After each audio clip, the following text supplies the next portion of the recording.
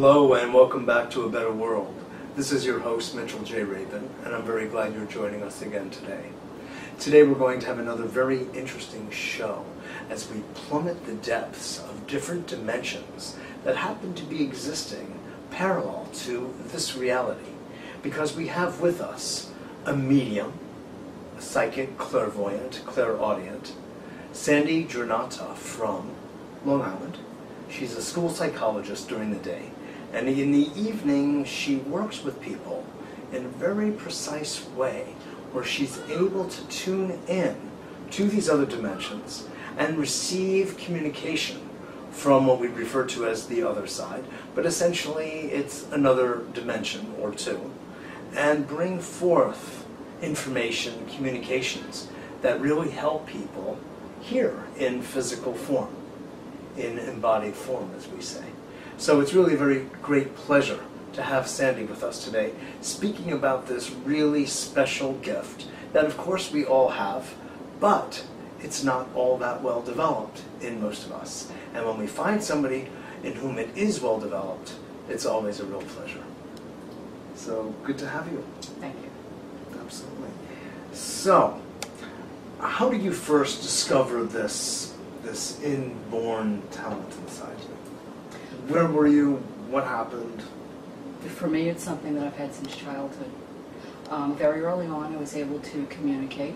I would see angels in my room. I would talk to them. At what age did you become aware of that? As young as about 4 or 5, probably even younger than that, but in terms of remembering it, I was very young. And I continued on, and then the group that would just come in would just grow. It would be all sorts of angels and what I now know to be saints and presence of different deities and different existences. And that kind of continued. And you know that it wasn't just from reading lots of like storybooks or definitely not. Lots of cartoons. The stuff I saw and communicated with wasn't in storybooks, definitely not. No. There's no Mickey Mouse. No. Definitely not. But in later life you were able to identify the beings that you saw. Yes. Because of your greater knowledge, etc. Definitely, and also as I began to really do this later on in life, they identify themselves when they come present. In voice, telepathically, as well as by vision. They identify themselves, which a lot of them are common visions that we're aware of, that are based in truth. Can you, Sandy, invoke one or the other by your own volition? Absolutely. You can. Every session that I do, whether it be healing or a private reading or meditation, I do an invocation every session, and I invoke those who I want to serve and continue to serve. And to be present for that particular person, that client? Quite often when I'm doing a reading, you cannot invoke specifically someone by name, but what you can do is invoke that anyone who is there in necessity for the highest good of the individual, the client, those who have crossed, relatives, or of other presence, higher vibration, come through and speak. So not specifically by name. So you cannot then say, I invoke Jesus the Christ, as an example. Yes, or that can be Abraham, done. Or Moses. It can be done. Absolutely. Okay, so you can invoke, in a sense, per person to the party. Yes. What I meant by that is when you're working specifically and doing an invocation, you can invoke the other realm. Specifically those that have crossed just specific relatives and specific names, that cannot be done. That's very difficult. I'm but talking a higher about level, the absolutely. deities, Absolutely. the angels, archangel realms. Absolutely. You can invoke. Yes. Okay. Absolutely. I say to the party, but people tend to get very, very serious in discussions of this sort because we're dealing with the past.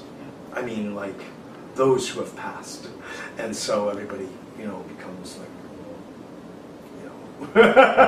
stiff, buttoned down, stiff. Right?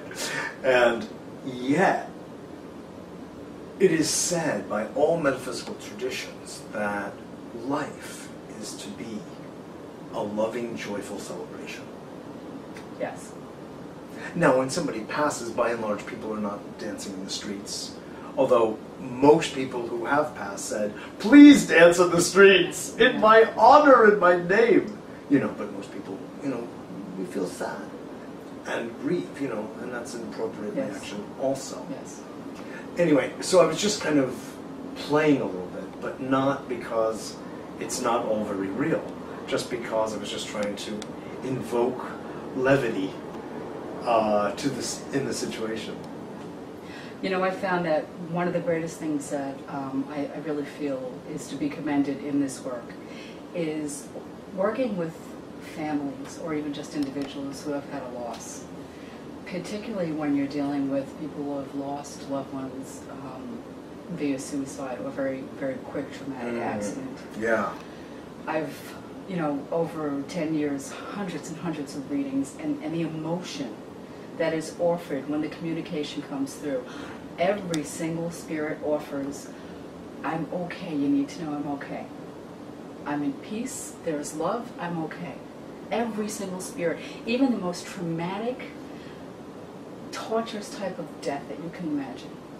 I've you know, worked with the cops in terms of, you know, seeking people. I've worked with the cops in terms of murder cases, selected cases that they've really, you know, invoked Be twice. like a psychic detective. Yes.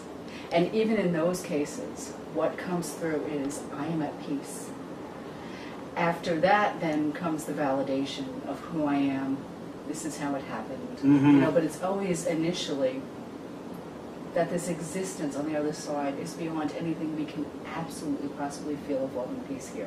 And it's always, I'm okay. Please be happy, I'm okay.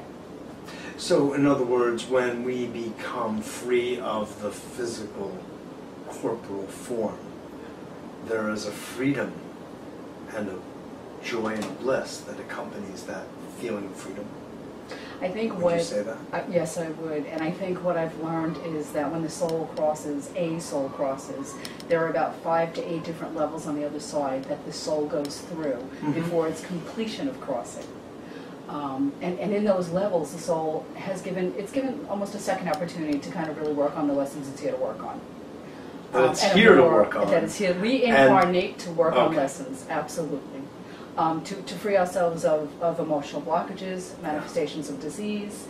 When a soul crosses, it's given a second chance, and it's at a much more expedited rate. And after that point, when the soul goes through the levels, that's when it really, really experiences tremendous lightning vibration. And that is the love and peace that they speak of. Got it. You know, the Tibetans in the Tibetan Book of the Dead, and I know you haven't read much, and that's one of the things you say, that you read a lot of books on psychology to get a PhD. Oh, way too many. Way too when many. it comes to the domain of the metaphysical, you've in a sense made a point of getting your understanding and knowledge from the other dimension directly, which is very I was very asked cool. specifically, and I know I've spoken with you about this specifically when really gifted and moving forth a gift, the other side literally asked me to read nothing, that they would take me to the other side and they would communicate and teach me, so that my word was, delivered word was really via their direct, reception. exactly. You know, it's funny, Sandy, because when I've been in particularly enlightened states that have been sustained for some time, which has happened, and then come back to earth. But during those times of sustenance, I've looked at my own bookshelves and I've gone, what do I need that for? I don't need those. I have it. It's here.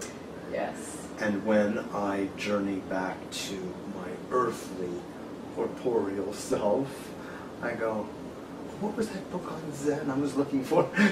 Because it feeds me something I was able to feed myself directly or be fed. It's just interesting. Yes. People, many times people will come to psychics, seeking answers. And one of the things that I teach people, because I believe a reading should be educational. Oh, yeah. I think it's a service to the other side. I mean, that's what raises vibration. That's what changes the world. You change individually, you heal globally, and that's what I believe in. By all means. And I teach people, not only in the meditations and the classes I do, but even in the personal readings, I teach them, everyone's psychic, everyone's has an innate gift, everyone has their answers. You come with the soul retention, the soul memory. Your answers are within. Everything you seek is within. You don't have to go to a psychic to get your answers. And what I do in a reading via assistance from the other side is kind of facilitate. It's a facilitation for the individual to be shown a little bit more strongly. These are the lessons you're here to learn. That maybe they couldn't see on their own. Or we doubt our gift. We painful. And so someone like yourself provides a very valuable role by helping people trust what they're feeling. Yes, and I find one of the most important things that I do in classes specifically, and I think it's very helpful, is to teach people to trust. The bottom level is intuition. Trust the intuition. And as you do that and you continue to practice, what happens next is the psychic gift kicks in. And then you just keep raising through the gift, the different levels of the gift. But what's important is to really teach people to trust themselves, trust the other side. Because there are no errors if you trust. Everything is as it should be if you trust. Fear and doubt, we all have it. It is our biggest block of our truest potential on a soul level, and to really seek our soul mission. I wanted to come back to something I began asking about, which is, I mentioned the Tibetan Book of the Dead. And in the Tibetan Book of the Dead, there are what is called the bardo, and the layers, the levels, toward what's referred to at the end of it, the great luminosity, which the soul is aspiring to. And it's exactly fear and doubt which act as the stumbling blocks to the ascendance, the ascension to the great reunification with the all, if you will. So I wonder if those levels that are described in the Tibetan Book of the Dead equate with, it sounds like they do, the levels that you've been instructed exist or have seen exist. Yes, it does with sound those that way. who have become disembodied. It does sound that way, because I know in those levels, again, like, as I've been shown it literally when I've been taken on the other side via my own near-death experiences and just through my meditative states, what they've shown me is that at each level, the soul is given yet another chance to confront the fear and doubt, almost as if they're still in human existence,